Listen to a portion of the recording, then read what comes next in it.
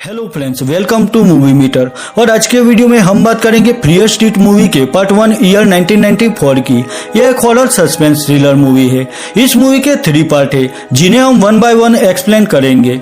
अगर आप मुझे सपोर्ट करना चाहते हैं तो इस चैनल को सब्सक्राइब कीजिए और साथ में बेल आइकॉन पर प्रेस कीजिए जिससे मेरी अगली सभी वीडियो की नोटिफिकेशन आपको मिल सके। तो चलिए फियर स्ट्रीट मूवी के पार्ट 1 की स्टोरी पर फोकस करते हैं। मूवी की शुरुआत होती है सैडीसाइड मॉल से। उस मॉल में एमी नाम की लड़की काम करती थी। एमी अपने बॉयफ्रेंड डेविड से कॉल पर बात कर रही थी। बातचीत के दौरान डेविड अचानक से फोन कट कर देता है। एमी मॉल में देर रात तक काम कर रही थी। अब मॉल भी क्लोज हो चुका था, पूरा मॉल खाली था। मॉल में इस वक्त एमी के अलावा सिर्फ कुछ लोग थे जो मॉल में काम कर रहे थे और वो भी थोड़ी देर बाद यहाँ से निकलने वाले थे। एमी भी वहाँ डेविड का इंतजार कर रही थी। तभी अचानक से डेविड वहाँ आकर एमी को डरा देता है। एमी डेविड से कहती है कि काफी देर हो चुकी है तो मुझे मेरे घर तक छोड़ दो। तो डेविड कहता है कि मैं सिर्फ 10 मिनट में अपना बाकी काम खत्म करके तुमसे मिलता हूँ, फिर मैं तुम्हें तुम्हारे घर तक ड्रॉप कर दूंगा। अब एमी मॉल के सभी दरवाजे लॉक कर रही थी। तभी उसे वहाँ पर किसी की मौजूदगी का एहसास होता है जिससे एमी डर जाती है। वो देखती है कि वहाँ नीचे फ्लोर पर किसी का खून पड़ा हुआ था, लेकिन एमी कुछ समझ सके उससे पहले वहाँ पर स्कल मास्क पहना हुआ एक शख्स एमी पर हमला करता है। एमी उससे बचकर वहाँ से भागने लगती है। एमी उस कातिल से बचने के लिए एक जगह पर आकर छिप जाती है। एमी वहां से पुलिस स्टेशन में कॉल करके कहती है कि मैं सैडीसाइड मॉल से बोल रही हूँ और यहाँ पर स्कल मास्क पहना हुआ एक शख्स मुझे मारना चाहता है। लेकिन वो कातिल वहां आकर एमी को पकड़ लेता है और चाकू से उसका स्टमक चीर देता है। फिर भी एमी वहां से बचकर भागने लगती है। एमी देखती है कि उस कातिल ने मॉल में काम कर रहे सभी लोगों को बेरहमी से मार डाला था। एमी भी भागते हुए नीचे गिर जाती है और उसी वक्त वो कातिल वहां आकर चाकू एमी की बॉडी में घुसा देता है। एमी काफी घायल हो चुकी थी। वो उस कातिल का स्कल मास्क उतार देती है। एमी देखती है कि वो कातिल कोई और नहीं पर उसका बॉयफ्रेंड डेविड था। उसी वक्त वहां ऑफिसर साइमन आकर डेविड के सिर में गोली चलाते हैं जिससे डेविड वहीं पर मारा जाता है। लेकिन अफसोस की बात यह थी कि एमी भी वहां पर मर चुकी थी। यह था फियर स्ट्रीट मूवी का पार्ट 1 का इंट्रो सीन और यह कहानी ईयर 1994 की है। आगे हम न्यूज में देखते हैं कि सैडीसाइड शहर में लगातार ऐसी हत्याएं हो रही थी, जबकि सैडीसाइड के करीबी शहर सनीवेल में लोग खुशहाल थे। वो city day by day success की बुलंदियों को छू रही थी और दूसरी तरफ सैडीसाइड शहर में डर का माहौल था, क्योंकि पिछले कई सालों से सैडीसाइड में नए नए सीरियल किलर आकर कई मासूमों की जान ले रहे थे। अब नेक्स्ट सीन में डीना नाम की लड़की को दिखाया गया है जो अपने भाई जॉन के साथ उसी सैडीसाइड शहर में रहती थी। डीना का भाई जॉन हमेशा अपने रूम में किसी के साथ कंप्यूटर पर चैट करता रहता था और वो चैट में उन्हीं सीरियल किलर्स के बारे में बातें कर रहा था। जॉन ने सभी सीरियल किलर्स पर काफी रिसर्च की हुई थी। एक तरह से जॉन ने अपने रूम को एक इन्वेस्टिगेशन स्पॉट बना रखा था। सैडीसाइड में आज तक जितनी भी हत्याएं हुई और जितने भी सीरियल किलर्स थे सभी की कंप्लीट डिटेल जॉन के पास थी। डीना भी जॉन की इस बात से परेशान थी। वो जॉन से कहती है कि इन सब चीजों से बाहर आ जाओ क्योंकि तुम कोई शेरलॉक होम्स नहीं हो। लेकिन जॉन डीना से कहता है कि शहर में जो भी मर्डर हो रहे हैं वो सब एक चुड़ैल करवा रही है जिसका नाम सारा फियर है। उसके बाद हम डीना के फ्रेंड कैट और सैम को देखते हैं। सैम और कैट पार्ट टाइम ड्रग्स बेचा करते थे क्योंकि दोनों एक पुअर फैमिली से बिलोंग करते थे जिससे उनके पास ज्यादा पैसे नहीं थे। वो इस शहर से निकलकर किसी दूसरे शहर में जाकर अपनी कैरियर बनाना चाहते थे, इसीलिए ड्रग बेचकर वह दोनों पैसे इकट्ठा कर रहे थे। कैट को उस चुड़ैल सारा फियर की बातें सिर्फ कहानियां लग रही थी, लेकिन डीना कहती है कि शहर में इतने सारे मर्डर हो रहे, यह कोई मजाक नहीं है, जरूर कोई है जो सीरियल किलर के जरिए यह हत्याएं करवा रहा है। अब डीना कैट से कहती है कि मैं अपनी गर्लफ्रेंड मैगी को उसके द्वारा दी गई कुछ चीजें वापस लौटाना चाहती हूँ। दरअसल डीना एक लेस्बियन थी और हाल ही में डीना का उसकी गर्लफ्रेंड मैगी से ब्रेकअप हो चुका था और अब मैगी डीना को छोड़कर हमेशा के लिए सनीवेल शहर में शिफ्ट होने वाली थी। कैट भी डीना से कहती है कि अब मैगी को भूल जाओ और आगे की लाइफ पर फोकस करो। रात के वक्त सैडीसाइड और सनीवेल के कुछ लोग एक ग्राउंड पर आते हैं। वहां पर ऑफिसर साइमन सबसे कहते हैं कि सीरियल किलर्स के हाथों मारे गए लोगों के लिए मुझे अफसोस है। साइमन कहता है कि इस मुसीबत की घड़ी में हम सब एक साथ हैं और मुझे पूरा यकीन है कि हम जल्द ही उन सीरियल किलर्स को पकड़ लेंगे। वहां पर डीना भी मौजूद थी। डीना वहां पर मैगी को अपने बॉयफ्रेंड पीटर के साथ देखती है। मैगी पीटर के काफी करीब थी। यह देखकर डीना को बहुत बुरा फील हो रहा था तो वो ग्राउंड से बाहर आकर एक जगह पर बैठी हुई थी। मैगी भी वहां पर आती है। यहाँ डीना मैगी को उसके द्वारा गिफ्ट की गई सारी चीजें वापस लौटा देती है और यहाँ दोनों के बीच कुछ आर्ग्यूमेंट्स होने लगती है। डीना मैगी से कहती है कि हम अलग हो गए क्योंकि तुम लोगों के सामने हमारे रिलेशन को एक्सेप्ट करना नहीं चाहती थी। वहीं दूसरी तरफ ग्राउंड में पीटर शैडीसाइड के काले बंदे से कहता है कि शहर में शांति थी, लेकिन जब से तुम काले लोग यहाँ पर आए तब से यह मर्डर हो रहे। अब इस बात पर शैडीसाइड और सनीवेल के स्टूडेंट के बीच झगड़ा शुरू हो जाता है। सर साइमन बीच में आकर शैडीसाइड और सनीवेल के स्टूडेंट को अलग करते और उन्हें यहाँ से वापस घर जाने के लिए कहते। अब शैडीसाइड के स्टूडेंट स्कूल बस से वापस आ रहे थे। वो सब सनीवेल के स्टूडेंट से काफी नाराज थे। तभी पीटर एक कार में उस बस का पीछा करता है। कार में पीटर के साथ मैगी और उसका एक दोस्त था। पीटर स्कूल बस पर वाटर बलून्स फेंकता है और उसकी इस हरकत से शैडीसाइड के स्टूडेंट को काफी गुस्सा आता है। वो सब पीटर को सबक सिखाना चाहते थे, तो डीना और कैट मिलकर एक पानी से भरी हुई बकेट पीटर की कार पर फेंकती है, जिससे पीटर की कार आउट ऑफ कंट्रोल होकर रोड से नीचे उतरकर एक जंगल की ओर चली जाती है। कार नीचे जंगल में एक पेड़ से टकराती है, जिसमें सभी को काफी चोट लगी थी। मैगी भी कार से निकलकर थोड़ा आगे बढ़ती है। मैगी एक जगह पर आकर रुक जाती है। उसी वक्त उसे एक विजन आता है, जिसमें उसे सारा फियल चुड़ैल दिखाई देती है, जिससे मैगी काफी डर जाती है। डीना और उसके फ्रेंड भी वहां पर आ चुके थे।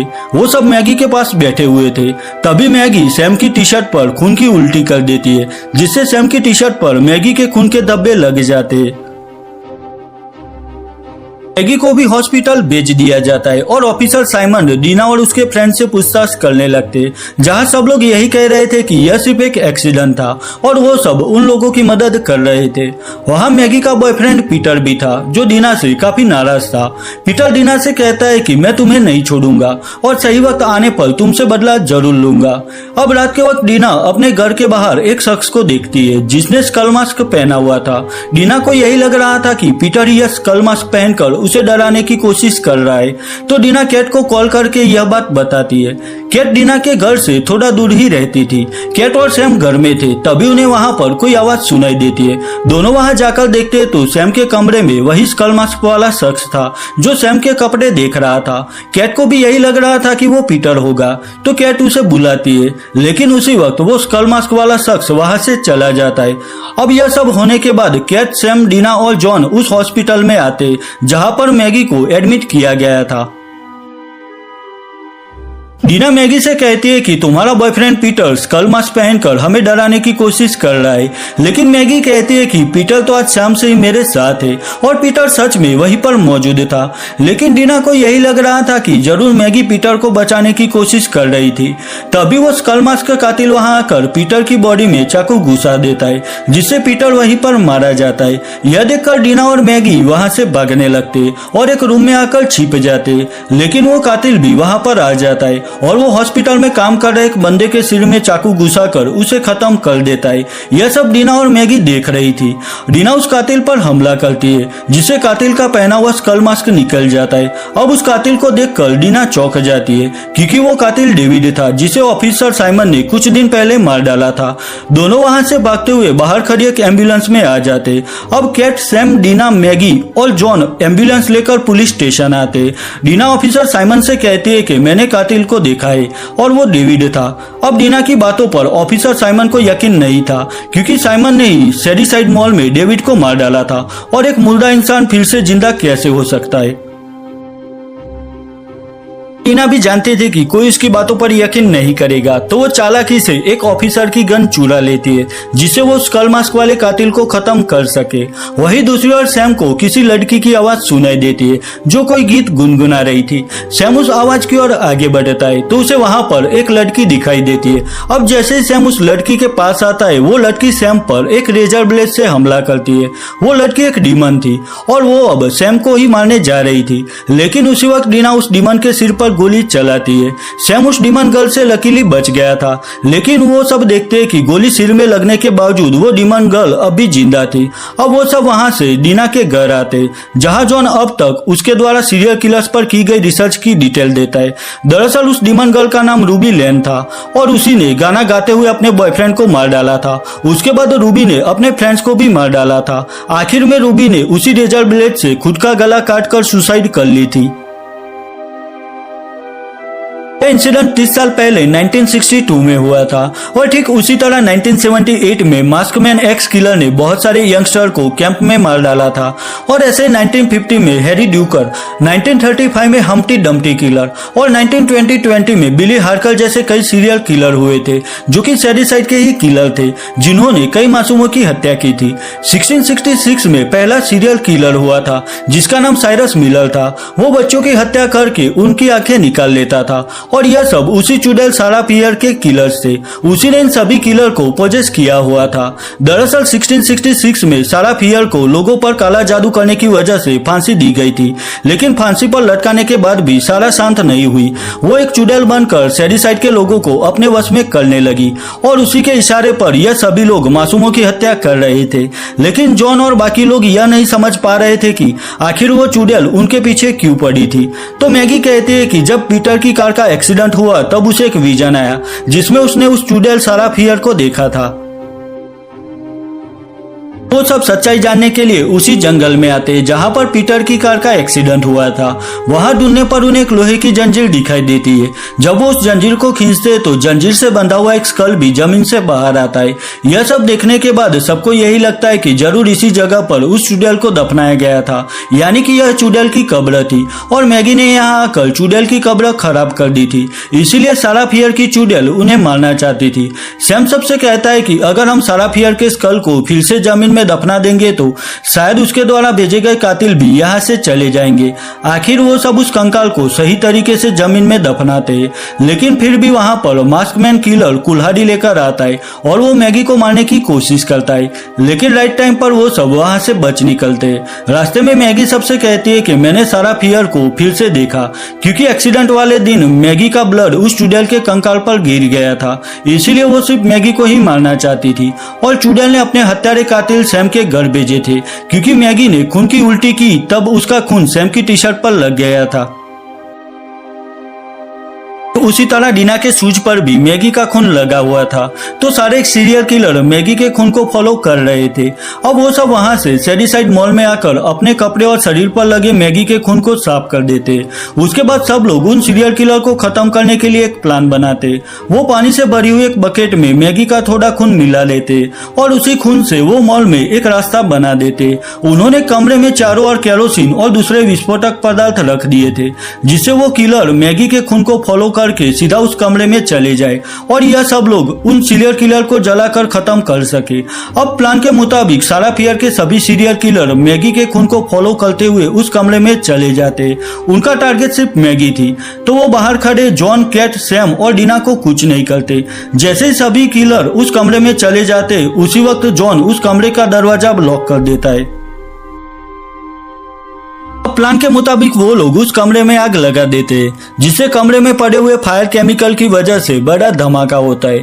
थोड़ी देर बाद वो सब उस कमरे में जाकर देखते हैं तो सब खत्म हो चुका था। कमरे के साथ वो सभी सीरियल किलर भी जलकर मारे गए थे। यह देखकर सब लोग बहुत खुश हो जाते, लेकिन यह खुशी ज्यादा देर तक नहीं टिक पाती, क्योंकि कमरे में वो सभी मरे हुए किलर फिर से जिंदा होकर अपने रियल शेप में आने लगे थे। उन किलर के शरीर के चिथड़े फिर से जुड़ने लगे थे। यह देखकर वो लोग वहां से अपनी जान बचाकर भागते। वो सब मॉल के एक दूसरे कमरे में आकर दरवाजा लॉक कर देते।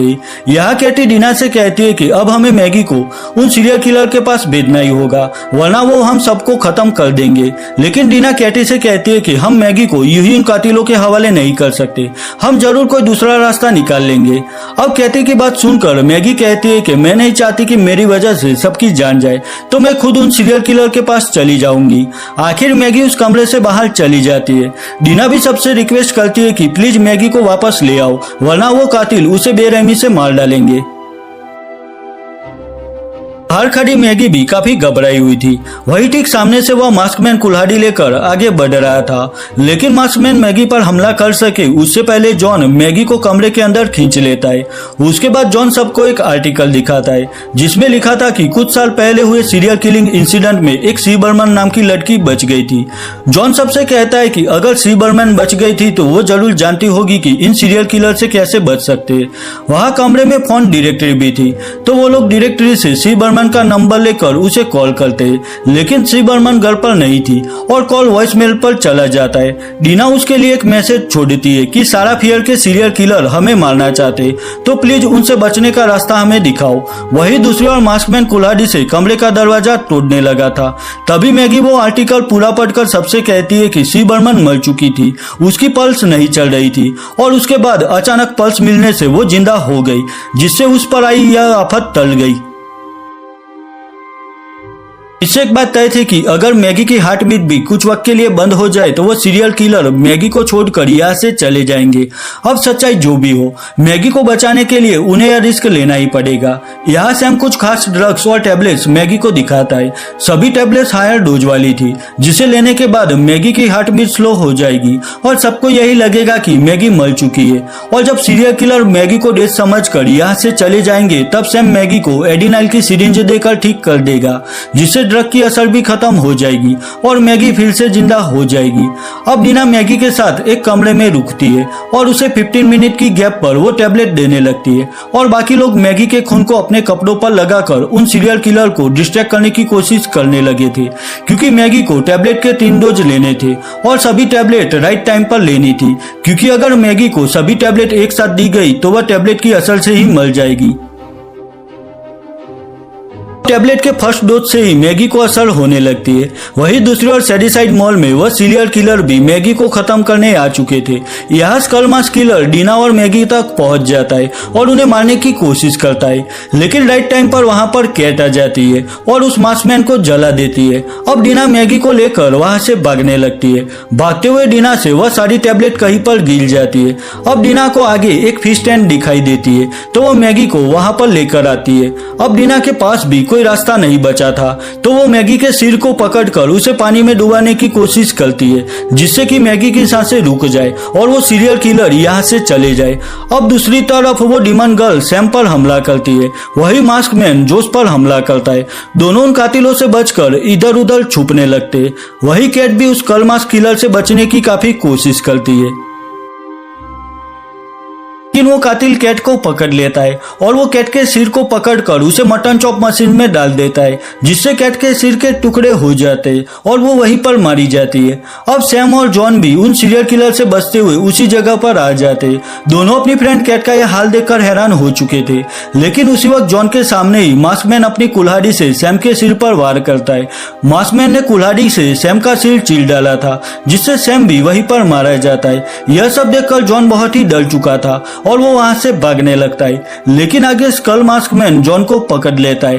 अब वो कातिल जॉन को मारने ही जा रहा था, लेकिन उसी वक्त मैगी की हार्ट बीट रुक जाती है। मैगी के मरते ही सारा फियर के सभी सीरियल किलर वहां से गायब हो चुके थे।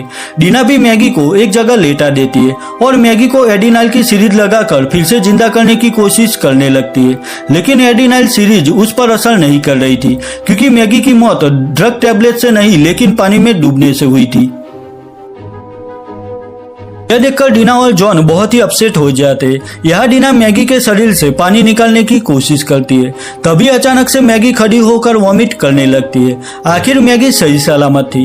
अब ऑफिसर साइमन डीना, मैगी और जॉन से इस बारे में इन्वेस्टिगेशन कर रहे थे, लेकिन वो सब यही कहते हैं कि वो लोग शॉपिंग करने उस मॉल में गए थे और उसी वक्त वो सीरियल किलर भी मॉल में आ गए।